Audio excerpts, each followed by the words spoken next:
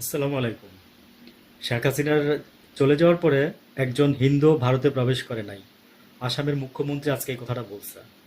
তো কমেন্টসগুলো আমি পড়ছি, তাই একটু এখানে বলতে আসছি যে মানে উনি একটা সাহস দেখাইছে প্রথমত, যে অনেক সত্যিটা কথা বলছে।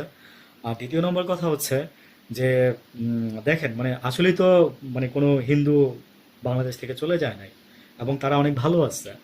আর দ্বিতীয় নম্বর কথা হচ্ছে যে তার বিপরীতে আমি শুনছি যে 1,000 আপনার এই যে বাঙালি বাংলাদেশি, বাঙালি না সরি বাংলাদেশি আপনার ভারতে আশ্রয় নিচ্ছে।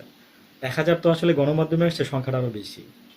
তো এতেই বোঝা যায় যে আসলে মানে যার নলেজ আছে সে এইটুকু দিয়ে বুঝতে পারবে। ঠিক আছে, মানে তাকে বলে বোঝানোর মতো আর কোনো দরকার নাই যে দেশটা কেমন আছে, দেশটা কেমন ছিল, আর দেশটা কি অবস্থায় বর্তমানে মানে ভবিষ্যতে যাবে আর কি। ভালো থাকবেন।